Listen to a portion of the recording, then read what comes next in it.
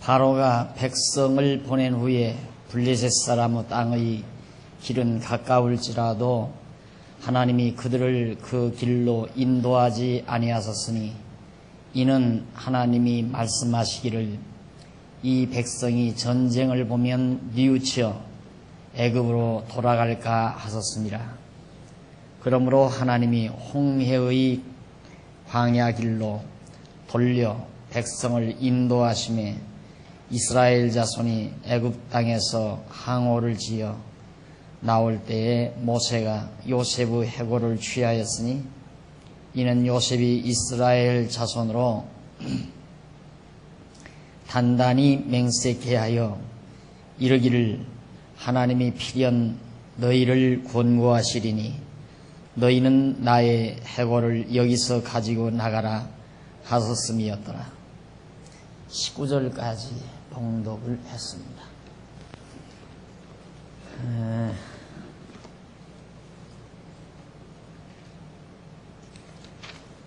우리 지금 출애굽기 13장에서부터 나오는 하나님의 교훈과 인도 내용, 교재 434페이지 중간에서 조금 위에 보시면 양쪽 가로 3번이 나오죠.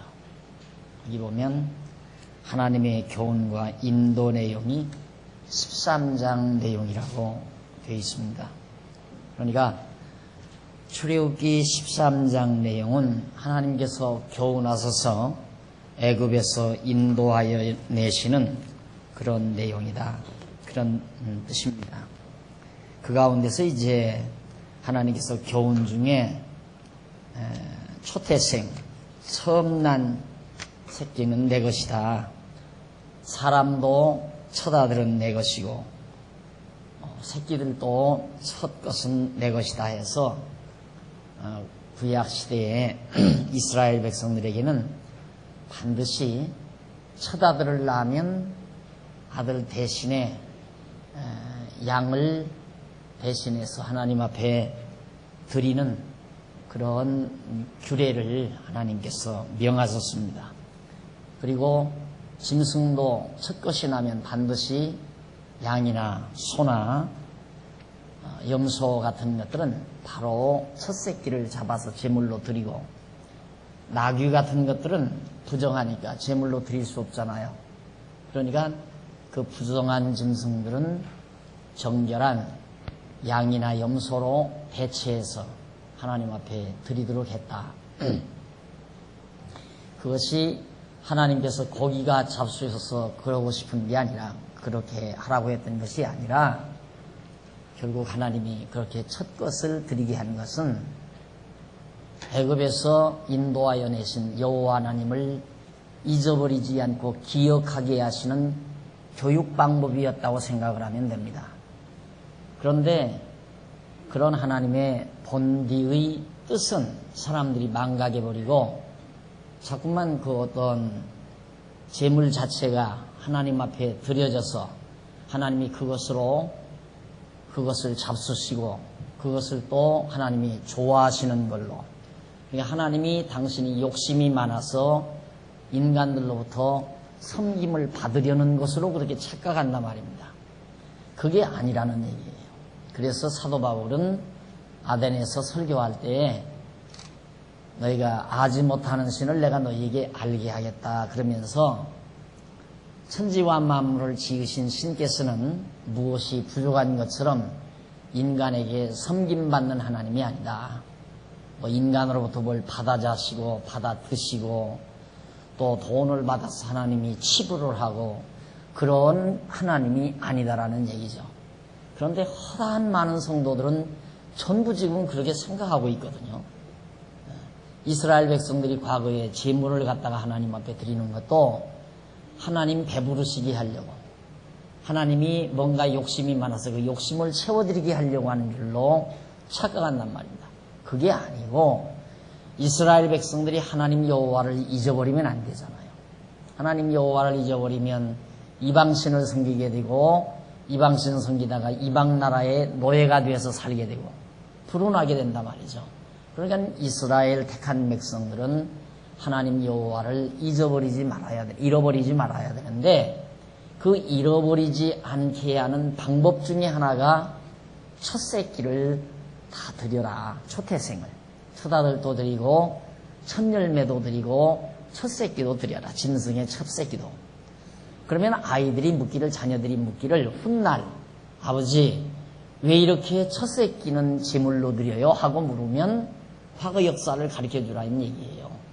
과거에 우리 조상들이 애굽에서 종살이 할 때에 400년 종살이를 했는데 하나님께서 마지막 때에 우리를 이끌어내실 때 바로 그 애굽 사람들의 첫 아들들을 전부 다 죽이고 또 짐승의 첫 새끼도 다 죽여가지고 그런 무서운 재앙을 애굽에 내려서서 하나님께서 우리를 인도해서 오늘 이렇게 아름다운 복지 땅에서 우리가 잘 살게 되었단다.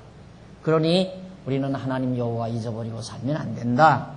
그걸 가르쳐주기 위한 방법이 바로 첫 새끼 첫 열매를 드리라는 얘기거든요. 그런데 그거 전혀 아니잖아요. 그런 건 전혀 지금 그 의미는 다 빼버리고 하나님 앞에 정성 들여 드리라 이거예요. 하나님 앞에 정성 들여 드리라. 하나님은 모자라는 게 없으세요. 하나님은 자충족, 스스로 충족하신 분이에요. 인간에게 뭘 받아서 만족하신 분이 아니란 말입니다. 그러니 하나님을 어떻게든지 만족하게 해드려야 되겠다 그렇게 생각하지 말고 하나님이 나에게 명하신 것은 모두가 다 나로 하여금 잃어버리지 말아야 될 여호와 하나님을 잊지 않도록 하기 위해서 교육적인 방법으로 나에게 명하신 것이다. 이렇게 생각하시면 틀림이 없습니다. 또 3절로 10절에서 무교병을 먹지 말라는 것도 마찬가지죠. 누룩 없는 떡을 먹지 말라는 것도 아버지 우리는 지금까지 누룩 있는 떡을 다 먹었는데 왜 오늘은 이렇게 누룩 없는 떡을 먹어야 돼요? 하고 묻거들랑 가르쳐주라 이 말이에요. 우리 조상들의 애굽에서 종살이 하다가 400년 만에 노임을 받을 때 그때 우리들이 누룩 없는 떡을 먹고 왔느니라. 그래서 그날을 잊지 않기 위해서 우리가 이렇게 이날은 누룩 없는 떡을 먹는다. 그걸 말하라는 얘기거든요. 그 다음 이제 11절로 16절은 아까 말씀드린 대로 초태생은 계속해라. 나귀같이 그렇게 불결한 짐승으로는 전부 정결한 양들로 대치를 해라. 그런 얘기죠. 자, 그렇게 이제 교훈을 하시고 나서 437페이지 13장 17절로부터 19절까지 보면 하나님께서 이스라엘 자손들을 홍해길로 인도하시는 내용입니다. 교훈에서 인도해 간다 그 말이에요. 그런데 이제 읽어드린 말씀을 보면 아주 지난번 말씀드린 대로 가나안 땅은 아주 가까운 땅이라고 그랬어요.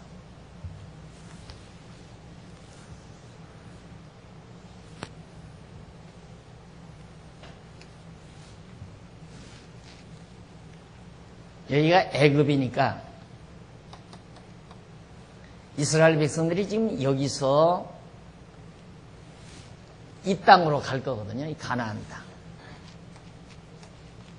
이 땅으로 갈 건데 여기서 바로 이렇게 가면 아주 가까운 땅이라고 말해요. 근데 여기에는 누가 살고 있느냐면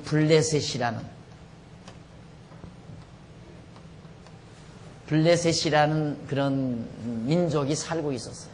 블레셋이라는 민족. 지금의 팔레스타인. 요즘 신문에는 팔레스타인으로 나오죠. 이게 이제 그 당시에 성경에는 이게 블레셋. 이 블레셋 족속의 후예들이 그 후손들이 지금 팔레스타인 족속들이에요. 그런데 이 블레셋 사람들은 이 지중해, 이게 지중해란 말입니다. 이게 지중해 큰 바다. 이 지중해 연안, 이게 유럽, 지금의 유럽, 아프리카와 구라파, 유럽과 또 중동 지역, 이 지역을 잇는 해운, 바다의 길. 그래서 모든 무역선들이 여기서 오고 가고 해요. 그러니까 이 블레셋 사람들은 여기서 일단 숨어 있다가 무역선 하나만 정복하면 몇 달을 놀고 먹고 사는 그런 이제 해적단들이 해적 바다에 도둑질하는 것이 이들의 주 업무였어요. 주 수입원. 그래서 사는 민족이니까 얼마나 사악한 족속들이에요. 이런 족속들이 여기서 살고 있기 때문에 하나님께서는 이들을 가까운 길로 인도하지 않냐고 멀어도 이쪽으로, 여기가 이제 시내산이란 말입니다. 시내산. 이건 홍해고요. 이건 홍해. 시내산으로 이제 인도해 가는데 삥 돌잖아요. 이렇게 삥. 이 홍해 바다를 건너서 삥 이렇게 돌아요. 한 방. 이유는 이스라엘 백성들이 가다가 블레셋이라는 나라 백성들을 만나게 되면 무서워서 그냥 애굽으로 돌아간다 이거죠. 그걸 하나님이 알아요. 하나님께서 아주 미약한 연약한 족속이니까 미리 겁집어 먹고 도망간다 이 말이에요. 그러니까 하나님께서 이거 보세요. 지정학적인 과정도 보면 이렇게 톡 들어가게 이 강을 이렇게 하나님께서 만들어 놓으시고 여기 시내산 여기다 들여다 놓고 하나님 경외하는 걸 가르치죠. 아무데도 도망가. 이쪽으로도 도망 못 가고 이리도 도망 아무데도 도망. 오직 도망갈 길은 가나안 땅을 향해서 갈 수 있는 길밖에는 없어요. 이 자리에서 어디로 가겠어요? 일로로도 가면 이제 돌아가는 거고, 자, 일로로 가자니 홍해가 막히고 여기도 홍해가 막히고 일로도 바다가 막혀서 못 가고 다 막히고 못 가는데 오직 갈 길은 가나안 땅을 향해서 갈 수 있는 길만 열려 있는 거예요. 그게 이제 광야길인데 저런 곳으로 이제 하나님께서 인도해 가신다. 왜냐하면 이스라엘 자손들이 돌아갈까 봐서, 애굽으로 돌아갈까 봐서. 그래서 바로 19절까지가 그런 내용입니다. 그래서 그 다음에 이제 나와서 돌아가게 하는데, 그때 이제 이스라엘 백성들이 나올 때 요셉이 일찍이 애굽에서 죽었잖아요. 애굽에서 죽었는데 그때 요셉의 해골을, 뼈를 무덤에서 꺼내가지고 이제 가지고 나오는 거예요. 이유는 요셉이 한 400여 년 전에 죽을 때 자기 뼈를 반드시, 자기 아버지 뼈는, 야곱의 뼈는 여기 헤브론에 와 있거든요. 여기와 붙여 있단 말입니다. 야곱이 여기서 죽었을 때 여기다가 요셉이 장례를 치렀잖아요. 그리고는 자기가 죽은 다음에는 너희들이 반드시 이 나라에서 나간다 이거예요. 400년 전에 요셉이 그렇게 믿은 거예요. 왜 믿었느냐면 여호와 하나님께서 400년이 지나면 하나님께서 여기서 건져준다고 했기 때문에 요셉은 그걸 믿었어요. 믿고 후손들에게 절대 너희들 나갈 때 내 뼈를 여기다 놔두지 말고 내 해골을 내다가 아버지 곁에 묻어다오. 그게 유언이었어요. 그러니까 그 유언이 대대손손 몇 년 동안, 400여 년 동안 유지되어 온 거죠. 여러분, 우리들 실제 생활 속에서 나는 지금 우리 아버지가 했던 이야기를 자녀들에게는 해줄 수 있어요. 그런데 할아버지가 한 얘기는 내가 몰라요. 할아버지가 유언했던 얘기는 내가 모른단 말이에요. 아버지가 한 유언은 내가 알고 있는데, 그런데 할아버지가 한 얘기는 내가 모르거든요. 그러면 아버지가 한 유언을 내가 자녀들에게는 얘기해도 지금 자녀들에게 얘기를 안 해주면 걔들이 자기들 자녀들에게 또 얘기 안 해줄 거 아니에요. 그러면 또 그걸 모르는 거죠. 혹시 모르죠. 나 죽을 때 내가 유언을 하면 내 유언을 내 자녀들이 기억하고는 있겠죠. 그런 정도인데 이스라엘 백성들은 400년 동안 그 유언을 기억하고 있었던 거예요. 그러면 그 유언을 기억하는 동안 뭘 생각했겠나? 하나님 여호와를 잊지 않고 생각했을 거 아니에요. 어떻게 우리 조상 요셉은 어떻게 애굽에서 우리가 나가서 이 땅에 갈 것을 알고 도대체 당신의 해골을 여기다 묻어달라고 했을까? 그러면 요셉의 아들 므낫세와 에브라임이 아들인데, 므낫세와 에브라임이 여기서 살았단 말입니다. 애굽에서 종로로 타면. 그가 죽을 때 또 자기 아들에게 얘야, 할아버지가 그랬다. 이 다음 반드시 여기서 우리 종족이 이제 여호와 하나님이 인도해서 이 땅에 간다고 그러더라. 그때 할아버지 유골을 가져다가 여기 바로 헤브론에 있는 할아버지 유골 곁에 묻어달라고 했다. 그 유언을 계속 대대손손했을 거 아니에요. 그걸 하면서 결국 뭐냐? 하나님 여호와를 가르쳐줍니다.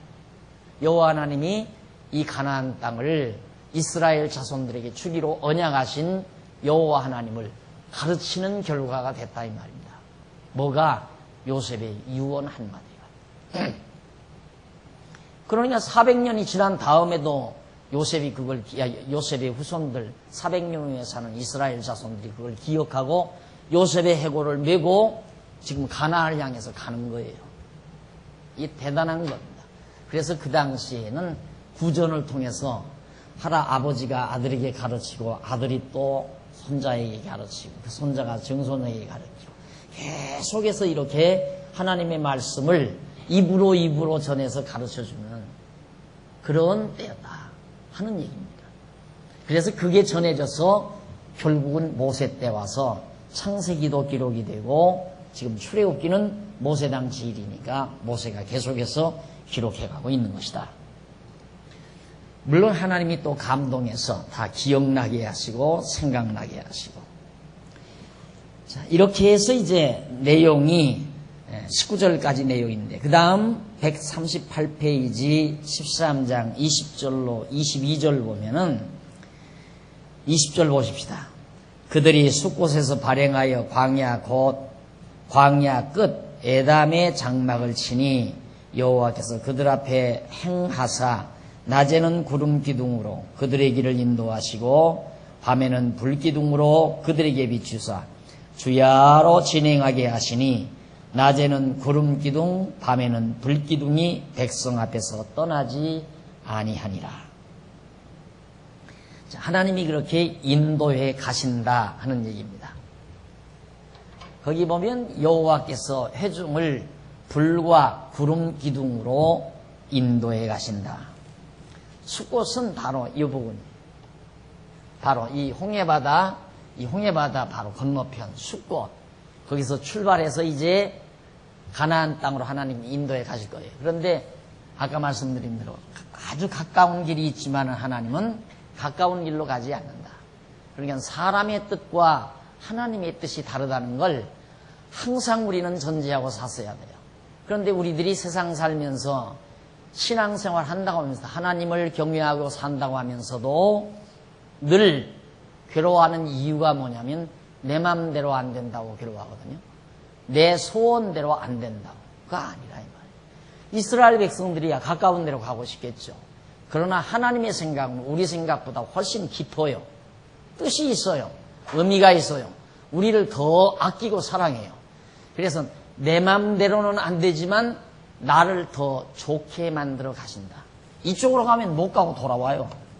반드시 가다가 이 블레셋 사람들 만나면 두려워서 그냥 애굽으로 돌아온다 이 말입니다. 여기서는 그런 대로 대우받으면서 노예 노릇하지만 그런 대로 살고 있고 여기는 정이 들었지만은 이제 이들에게 붙들려 가서 또 거기서 종노릇 한다고 하는 거예요. 고통스러우니까 기왕 종노릇 할 바에야 애굽 가서 하자고 돌아온다 그 말이에요. 그러니까 하나님께서 이들을 위해서 지금 다른 길로 불기둥과 구름기둥으로 인도하는 거예요. 예. 밤에는 불기둥 환하게 보이기 위해서, 낮에는 구름기둥, 구름이 낮에 보이니까 그렇게 해서 이들을 인도해가는 하나님의 섭리를 우리가 지금 그 20절 이하에서 바라볼 수 있습니다. 그러니까 그거 걱정할 거 없어요. 이스라엘 백성들은 아무 걱정할 거 없어요. 어디로 갈까 하는 것도 걱정할 거 없고 갈까 말까 할 것도 없어요. 그냥 구름기둥이 머무르면 되고 구름기둥이 떠나면 따라서 가면 되고 불기둥도 나타나면 따라가면 되고 머물러 있으면 그냥 거기서 머물고 자면 되는 거예요. 여러분 운전면허 딸 때 제일 먼저 연습시키는 실습한다고 합니까? 연수시키는 사람이 늘 한마디 하면 다 들어보셨어요. 가면 가고 서면 서고 그러죠? 가면 가고 쓰면 앞차가 가면 가고 앞차가 쓰면 쓰고 그게 운전 잘하는 거라고 그러잖아요. 우리가 세상살이를 잘하는 방법도 하나님이 인도하시는 대로 살면 돼요. 고연한 야망 품지 말아요. 그냥 가슴만 부풀러가지고 큰 야망을 품고 자기 나름대로 계획 설계 쫙 해서 되면 성공했다고 오만방자해지고 나는 성공했다 그리고 교만에 빠지고 안 되면 완전히 패배자가 돼가지고 코가 쑥 빠져있고 그런 어리석은 인생을 왜 사느냐 이 말이에요. 지난 주일날 어느 집사님이 제 곁에 와서 차 한 잔을 마시면서 그래요. 목사님 왜 그래요? 그러니까 저는요 요즘에는 제가 좀 철이 좀 들었는가 보래요. 그래서 왜 그러냐니까 요즘에는 하나님께 감사한 마음만 생기거든요. 나 같은 놈이 어떻게 밥을 먹고 사나 싶으면 신기하대요. 자기는 여지껏 뭘 계획 세워서 해본 일이 없대요. 계획 세워서. 그런데도 돈 걱정해본 일이 없이 살았고 계획 세워본 일도 없고 그렇다고 해서 돈을 팡팡 벌었느냐? 그것도 아니래요. 어떤 때는 정말 땡전한 분이 없어서 그런데도 돈 걱정은 안 했대요. 그런데 지금 이렇게 내가 그래도 돈을 벌어서 처자식을 살 수 있게끔 가대를 이끌어가고 가장 노릇을 하고 교회 집사 노릇도 하게 한다는 게 참 신기하래요. 자기가 자기를 봐도. 그래서 이게 하나님의 은혜로구나 하는 생각을 자기는 하며 산다고 요즘에는 감사한 마음밖에 없대요. 그래서 하나님께서 아마 이제 안수 집사를 만드시려고 지금 당신에게 철을 주는가 보라고 내가 그런 얘기를 하고 말하는데 그렇게 사는 거예요. 그냥 되면 하고 안 되면 안 하는 거예요. 그거 하기 위해서 살아요. 집도 사면 사는 거고 못 사주면 말고 세상에 집 사서 살기 위해서 나왔느냐 이 말이에요. 안 그래요? 그냥 일생을 걸어 20평짜리 아파트 살면서 40평으로 이사 가려고 그 아름다운 인생 중년기를 그냥 다 거기다 걸어 20평짜리 살면서 40평으로 이사 가는데 거기에 온갖 정력 다 기울이고 그걸 위해서 악을 쓰고 그걸 위해서 그냥 온갖 정열을 다 기울이는 거죠. 그런 어리석은 인생을 왜 살아요?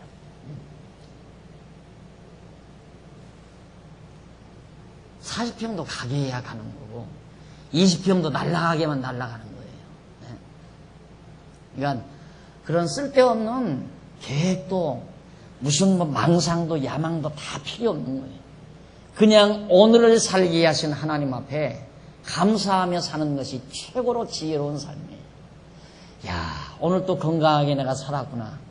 오늘 또 앰뷸런스에 실려가지 아니하고 건강한 몸으로 이른 아침 일어나서 할 수 있는 일을 할 수 있는 건강을 하나님이 주셨구나. 그걸 감사하면서 누리며 살아야죠. 인생을 누리라 그 말입니다. 누리는 건 감사가 넘치면 누리며 사는 거고 야망에 불타면 아직 누리지는 못하고 누리려고 발버둥치는 거고 그거 아니에요? 뭔가 야망에 불타는 사람은 소망을 걸고 이걸 내가 달성해야 한다 하는 사람은 누리는 사람이 아니에요. 뭔가 달성을 하려고 왜? 달성해놓고 누리려고. 모든 사람이 그래요. 달성해놓고 누린다 이게. 내가 얼마만큼 돈 좀 벌어놓고 그때부터는 여행도 좀 다니고 그때부터는 좀 쭉 마음도 넓혀놓고 그러고 산다. 그렇게 하기 위해서 목적 달성해서 악악되니까 악이 독성이 돼가지고 병들어서 죽어요. 그냥. 그 악심 품고 사는 거 아니라고 그랬잖아요. 인생은 악착같이 살면 안 된다 그 말입니다. 그냥 하나님이 주신 환경 그대로를 감사하게 생각하고 하루하루를 감사와 기쁨 중에 살아야지. 왜? 구름 기둥이 머물러 있는데 어디로 가요? 갈 길을 알아야 가지. 광야길 이게 그리기는 지금 칠판에다가 손바닥만하게 그렸지만 이게 얼마나 넓은 땅인데요. 어디가 어딘지 모른다 이 말이. 길도 없어요. 바람 한 번 휙 불면 길도 다 덮여버려요. 낙타가 지나가는 길 낙타 발자국이 있다가라도 바람 한 번 휙 불어버리면 낙타 발자국도 다 없어져 버려요. 길이 어디가 어딘지 모른다 이 말입니다.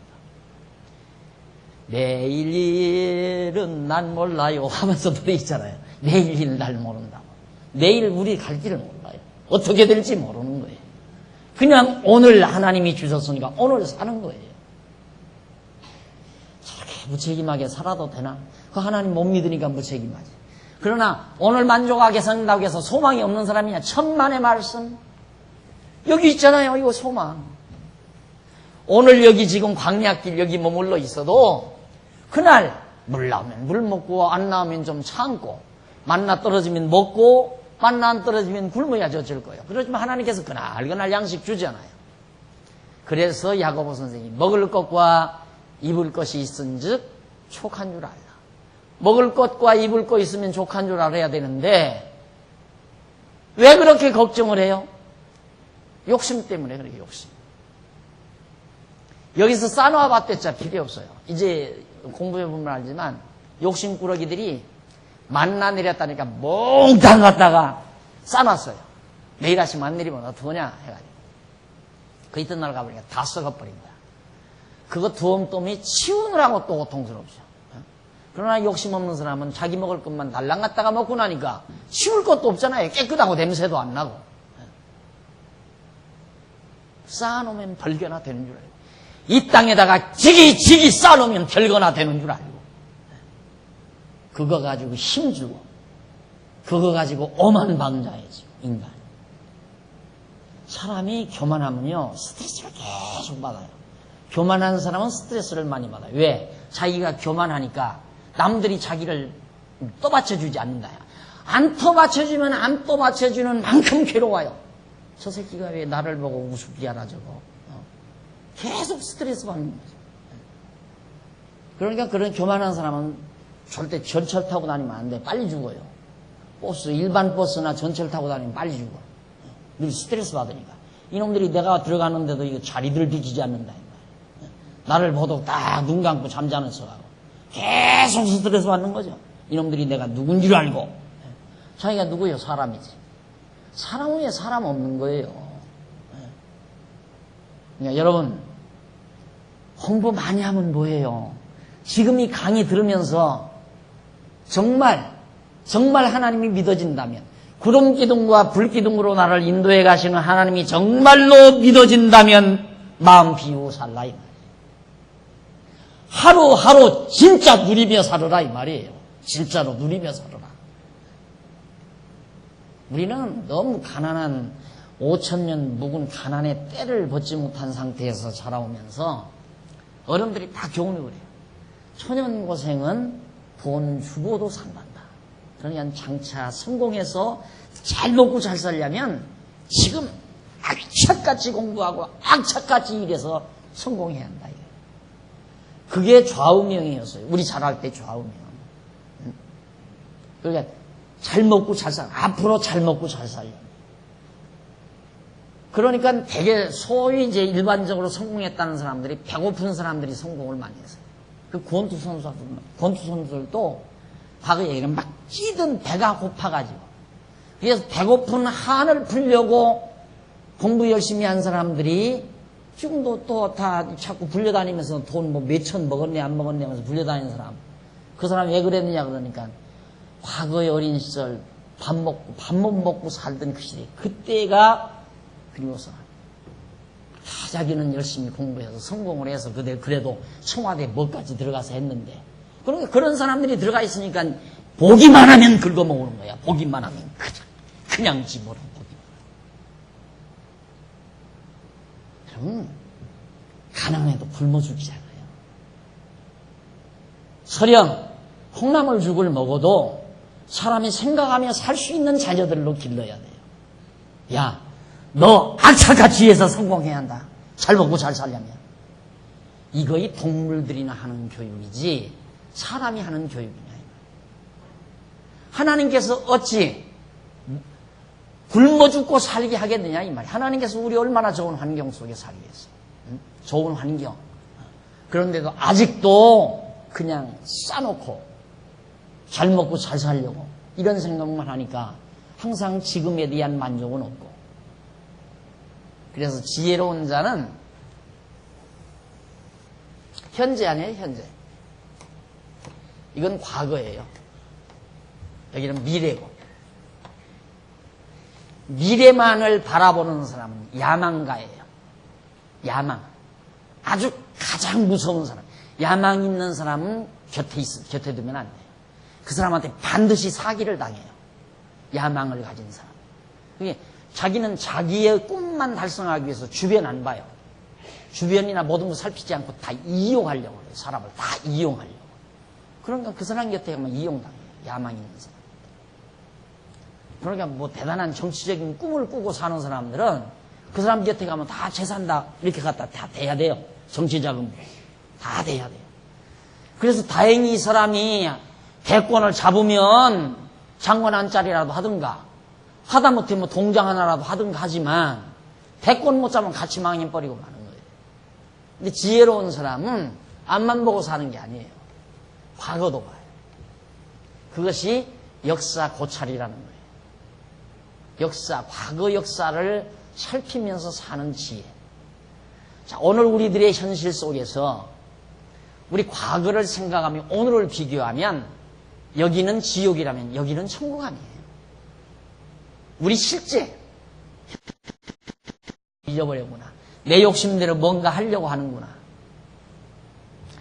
암만 내가 가난하게 살려고 해도 하나님이 가난하게 안 되는 거고 철없이 부자가 되려고 해도 하나님이 딱 걷어가시면 끝난다 그 말이에요. 뭘 걱정하느냐 이 말이에요. 그게 믿어져야죠. 그게. 그런데 내가 암만 이렇게 큰 소리 쳐야 필요 없어. 지금 들을 때는 맞아. 저렇게 살아야 돼. 맞아. 저렇게 신앙생활 해야 돼. 그러면서 지금 듣는 거예요. 이제 내가 가만히 이러고 눈빛 보니까 다 그러면 들어. 그런데 왜 공부만 마치고 돌아가면 딴 생각하느냐 이 말이에요.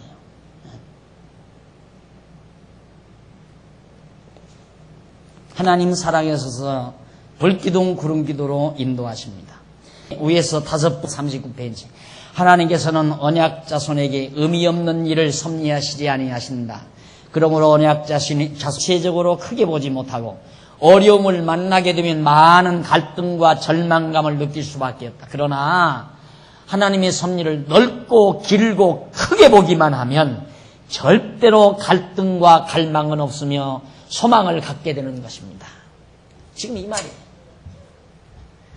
이렇게 큰 이만큼이라도 하나님이 하시는 일을 이만큼이라도 보게 되면 여기서 이렇게 건너서 이쪽으로 가는 거 하나 갈등이 없는 거예요. 그런데 왜 하나님이 이쪽으로 안 가고 자꾸만 이쪽으로 가게 하시나? 여기서 요만큼 보니까 여기서 갈등. 이만큼 보면 평강. 어떻게 이렇게 달라져요? 이만큼 넓고 깊게 보면 마음이 평안해지는데 이만큼 보니까 왜 일로로 가야 하는데 왜 이쪽으로 가나? 그것이 우리들의 속 좁은 소견 때문에 그렇다고. 하나님을 의지하고 산다는 것, 하나님을 알고 산다는 것처럼 대단한 힘이 없습니다. 이것만이 우리를 진짜 평안으로 이끌어가는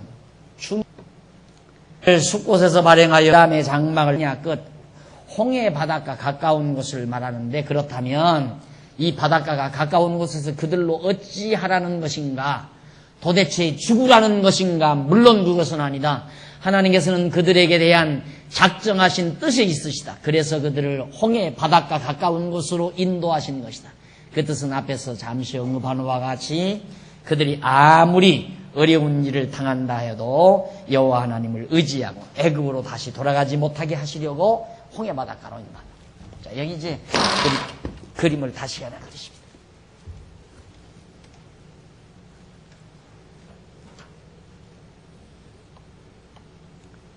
이게 이제 홍해인데 숲곳이 여기란 말입니다. 그러니까 여기는 육지니까 이렇게 가면 바다도 안 건너고 돼요. 그렇죠. 바다도 안 건너고 이렇게 해서 바로 육지로 가면 가나안 땅 쉽게 가요. 그런데 하나님이 여기서 이쪽으로 가는 게 아니라 이쪽으로 해서 이 홍해 바닷가 여기다 들여다 놓는다. 여기도 홍해를 이렇게 보면 여기가 이렇게 고부라져서 이렇게 생긴 대로 홍해가 요 온막진 여기다가 딱 들여다 놓는다. 하나님께서 여기서 어쩌라는 얘기예요, 지금. 빨리 도망가야 하는데, 뒤에서 애굽 군대들이 쳐들어올지도 모르는데. 그런데 딱 앞에 홍해바다가 가로막히게 해서 여기다가 인도해 놓는다. 세상에 이런 수가 있어요? 그러니까 인간의 상식을 초월해요. 그렇다고 해서 우리 괴로워하지 말자 이 말이에요. 절대 괴로워하지 말자.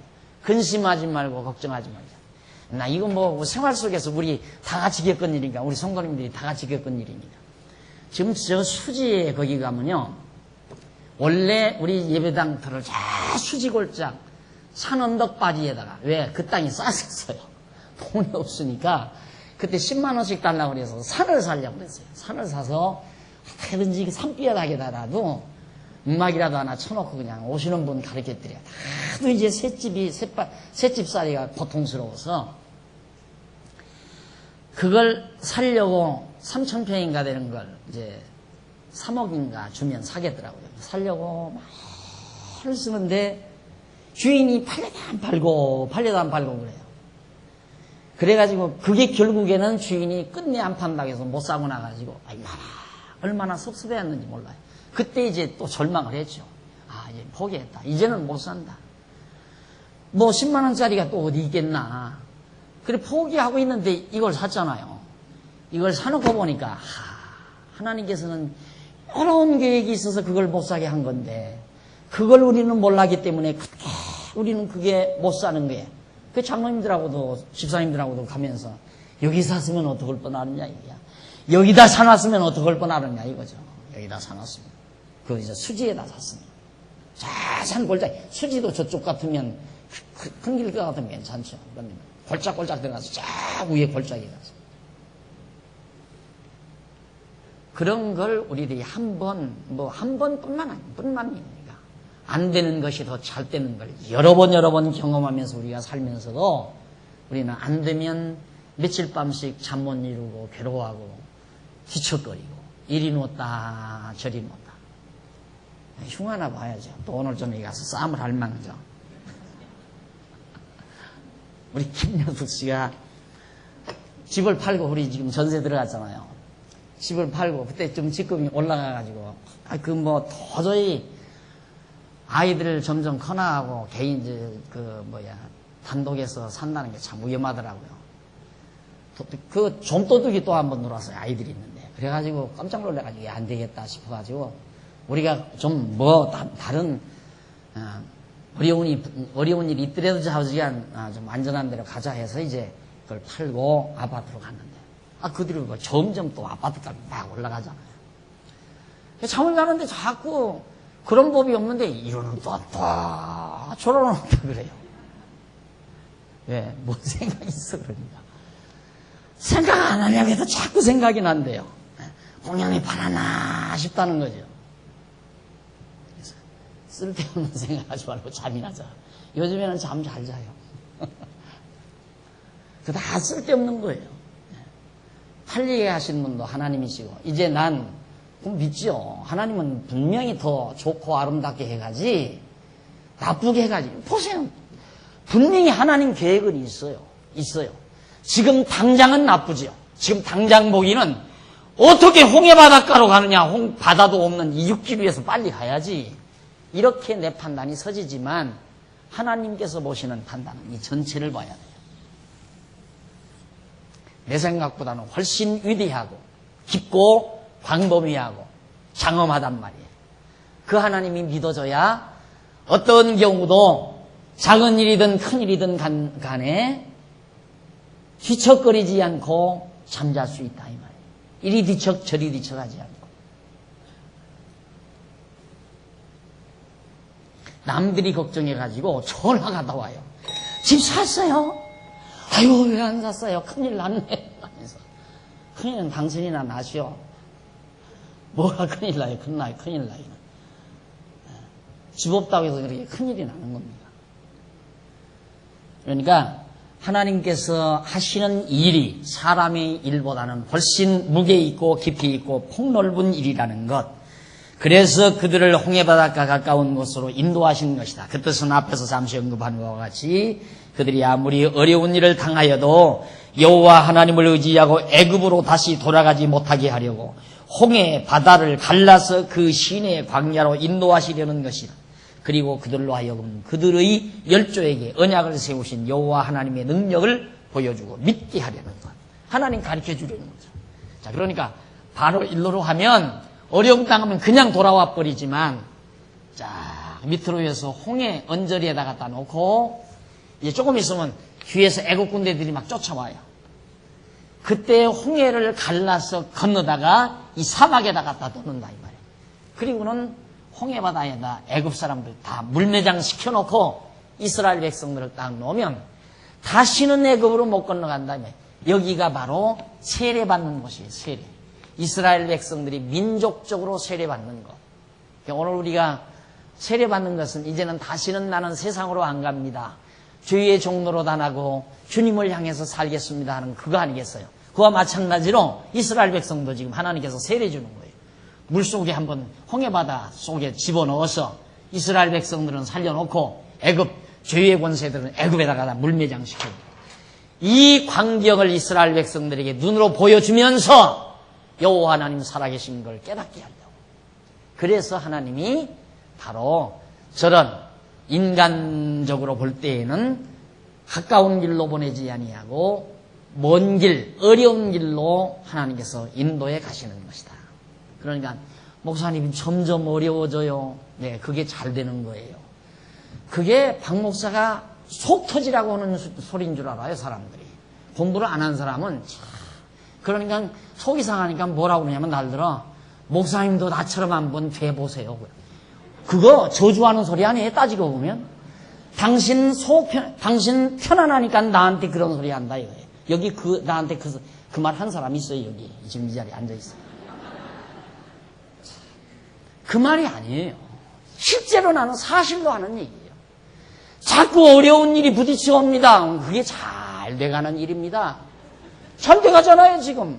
쉽게 가는 길은 잘 되는 일이 아니고 자꾸 어려움이 오는 길은 반드시 하나님께서 가장 어렵게 만들어서 되게 해야 우리 자만이 꺾어져 버리고 내가 했다는 말이 꺾어져 버리고, 야, 하나님께서 하게 하셨다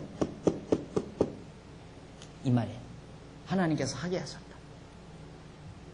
그래서 여러분 자꾸 무슨 일이 꼬여도 구태여 신경 밤만 잃지 말고 잠자리 뒤척대지 마십시오. 내가 이렇게 말을 한다고 해서 안 되는 건 아니지만 오늘 공부했으니까 하나님 살아계시다. 불기둥과 구름기둥으로 사랑하는 택한 백성들을 인도하시는 여호와 하나님이 살아계셔서 내 생의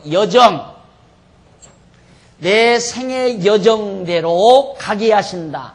그러니까 주의 법도, 여호와의 법도를 지키게 하시고 여호와의 법도를 행하게 하시고 여호와의 법도를 행하게 하시고 여호와의 길로 가게 하시는 하나님.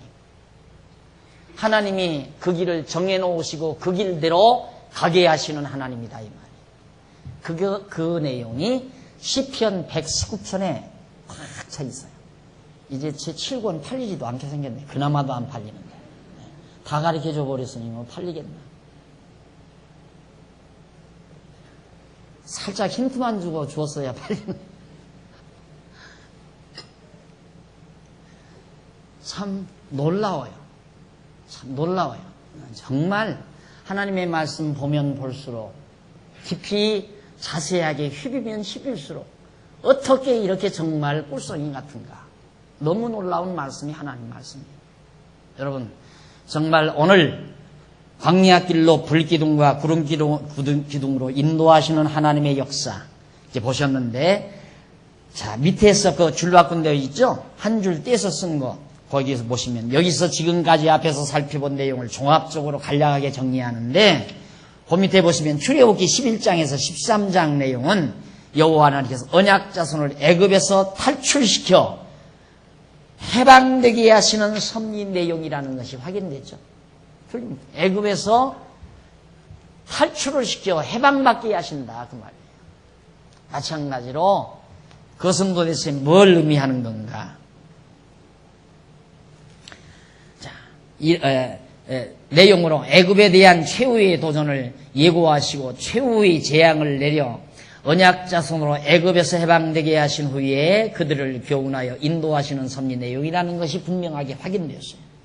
이러한 섭리는 애굽에서 탈출을 시켜 벗어나게 해방받게 하시는 이러한 섭리는 여호와 하나님께서 후일에 언약 자손인 성도들을 예수 그리스도의 대속을 통하여 죄의 권세에서 해방시켜 주실 것을 언약하시는 예표로서의 모형과 그림자적 계시섭리라는 것.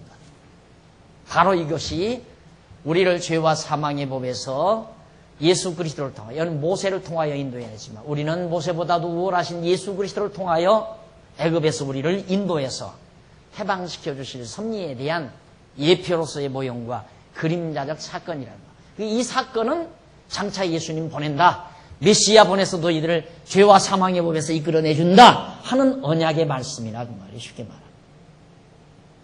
간단하죠? 그래서 우리는 예수님을 대망하는 거고 예수를 그래서 믿는 거예요. 결국 오신 예수를. 구약시대 사람들은 그래서 예수님이 메시아가 오기를 기다렸고 오늘 우리들은 이미 오신 예수를 믿게 되는 거고.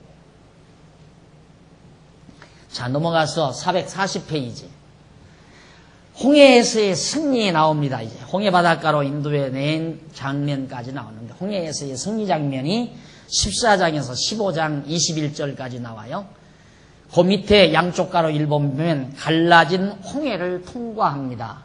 하나님께서 갈라놓으신 홍해 바다를 이스라엘 백성들이 통과하는 내용이 14장에 나오는데 14장 1절로 4절 그 밑에 보십시다. 1절로 4절. 여호와께서 이스라엘 백성으로 바닷가에 진치게 하셨다는 내용입니다. 여호와께서 모세에게 일러 가라사대 이스라엘 자손을 명하여 돌치어서 바다와 믹돌 사이의 비야히롯 앞 곧 바알스본 맞은편 바닷가에 장막을 치게 하라. 바로가 이스라엘 자손에 대하여 말하기를 그들이 그 땅에서 아득하여 광야에 갇힌 바 되었다 할지라 내가 바로의 마음을 강팍게 한즉 바로가 그들의 뒤를 따르리니 내가 그와 그 온 군대를 인하여 영광을 얻어 애굽 사람으로 나를 여호와인 줄 알게 하리라 하시매 우리가 그대로 행하니라. 자, 아까 말씀드린 대로 홍해 바다 있는 언저리로 가라. 왜냐하면 일로로 너희들이 가서 진을 치고 있으면 하나님께서 애굽의 바로왕, 이 애굽에 있는 바로왕의 마음을 강팍하게 하겠다. 그러면 애굽의 바로왕이 마음이 강팍해서 무슨 생각을 하냐면 이 녀석들 나가보았댔자 지금 광야 어디에서 헤매고 있을 것이다. 쫓아가 잡아오라 이 말이에요. 그렇게 해서 애굽 군대들이 쫓아올 거다 이거죠. 그러면 내가 홍해바다를 갈라 너희들을 건너게 해서 애굽 사람들로 하여금 하나님이 여호와인 줄을 알게 해주겠다. 그러니까 이 모든 일을 행하시는 역사 섭리는 하나님이 여호와라는 사실을 깨닫게 하기 위한 하나님의 계시예요. 하나님을 알게 하기 위한 계시. 따라서 우리들이 이 세상 살아가는 모든 생활도 이 생활도 잘 먹고 잘 살고 편안하게 누리는 것이 목적이 아니라 그런 삶을 통하여 누구를 배우게? 하나님이 여호와이신 줄을 알게 하려고 그러는 거라 이 말이에요. 우리가 성경을 통해서 하나님은 더 잘되게 하시는 하나님이다. 반드시. 물론 과정 중에는 더 안 되는 일이 있죠. 더 안 된다 이 말이에요. 우리처럼 집을 팔았는데 집값이 자꾸 올라가. 되게 안 되잖아요. 재수도 더럽게 없고. 그렇지만 하나님께서는 반드시 더 잘되게 하는 하나님이라는 건 그건 믿어지죠. 틀림없이. 잘되게 해요. 반드시 잘되게 해요. 왜 그렇게 잘되게 하는가? 잘되게 해서 잘 먹고 잘 살게 하려고? 아니라 이 말이에요. 하나님은 언약대로 이루시는 여호와이심을 알게 하려고 그러는 거라 이 말입니다. 알게 하려고. 다른 데 있는 게 아니라 잘 되니까 나 성공했어. 나 친구들 오시오. 한잔 합시다. 파티 열고 돈 번 것, 잘 된 것에 대한 과시를 하면서 축제를 열고 이벤트를 베풀고 이래가지고 과시하고 잘난 척하고 그러라고 하나님께서 이 세상 살게 하는 거 아니라 이 말이에요. 잘 되면 잘 되는 대로 하나님 여호와임을 알게 하고 못 되면 못 되는 대로 알게 하고 야, 내 마음대로 안 되는구나. 안 되는 것도 야, 내 마음대로 안 되는구나. 그리고 누구 마음대로? 만사를 생의 여정을 정해서 인도하시는 하나님의 뜻대로 되는구나. 과연 하나님은 여호와이시다. 잘 돼도 야, 안 될 줄 알았더니만 잘 됐네. 누구 뜻대로? 하나님이 정해놓으신 법도대로, 길대로 다 이루어진다 이 말이에요.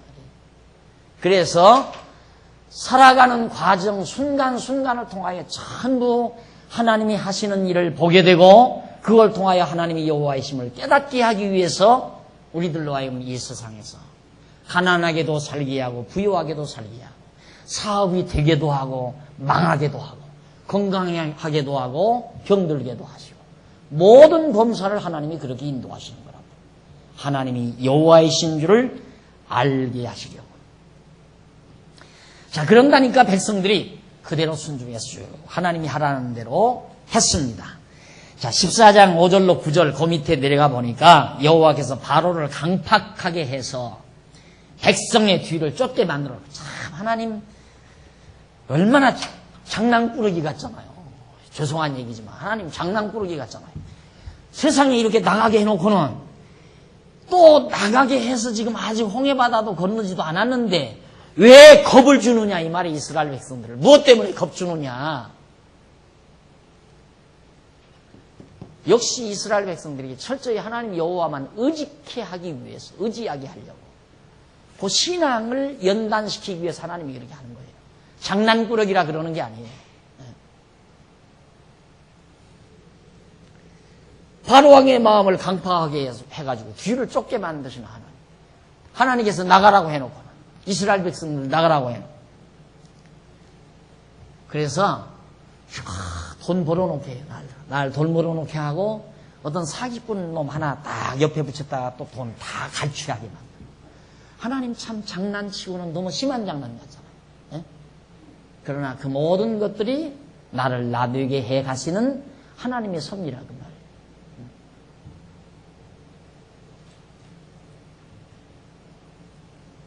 내가 처음 지금 살던 그 집을 살 때도 그 집 살라고 생각도 못해. 돈이 있어야 사죠. 돈이 있어야 사죠. 그런데 세상에 새벽 6시에 전화 오는 수가 어디 있어요?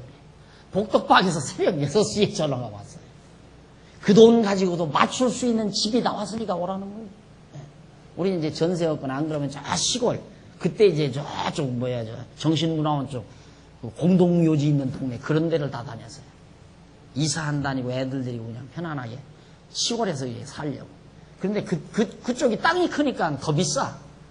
땅이 막 몇백 평씩, 5, 600평씩, 1000평씩 되니까 다 찌그러져 가는 오두막집 하나 든 거. 엄청나게 비싸요. 그래서 또 전세나 가야 할란가 보다 하고 했는데 새벽 6시에 전화가 와서 그 집을 샀거든요.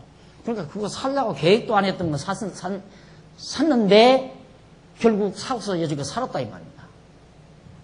그런데 그거 팔게 해서 판 거예요. 그것도 팔기 싫어가지고 그냥 거기서 삽시다 하고 사는데 도둑놈이 왜 들어와 그래? 도둑놈. 다 근처에 아이들만 있는데 도둑놈 들어와서 혹시라도 애들 겁이나 주고 그러면 어떻게 돼요? 다 망치는 거 아니겠어요? 아이고 집이고 뭐고 나 귀찮다. 우리 애들 지켜야 한다 해서. 안 그러면 안 팔게 생겼으니까 박 목사가. 왜? 신경 쓰기 싫어. 아이 지금 글 써야 되겠는데 집 팔고 사고 걸게 생겼어 지금 내가. 신경 안 쓴다 임마. 그러니까 임마 빨리 팔어. 그래서 도둑놈 시켜서 들어가지고. 그래서 아이고 내놨는데 그동안은 팔려고 해도 안 팔리더만 내놓자마자 탁탁 팔려버려. 그 누가 한 거예요? 그거 다 하나님이 하신 거라 이 말이에요. 그러니까 하나님이 사게도 하셨고 하나님이 팔게도 하셨고 그걸 믿고 살아야죠. 그래 믿고 살아야 나처럼 딱 한 번 잠들면 그대로 그냥 들었다 하면 코 걸고 자다가 일어나죠. 왜 뒤치덕거려 이래? 이리 뭐 때문에? 뒤척댈 필요 없지 않냐?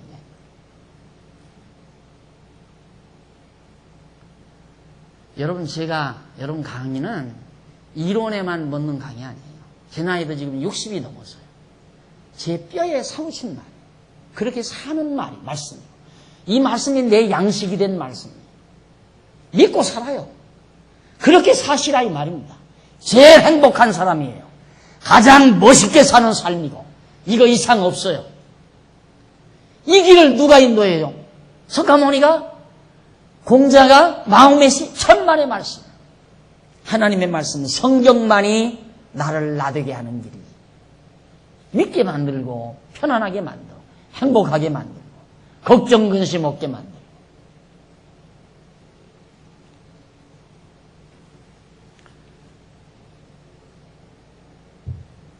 차 들고 해야죠. 커피 생각나시죠?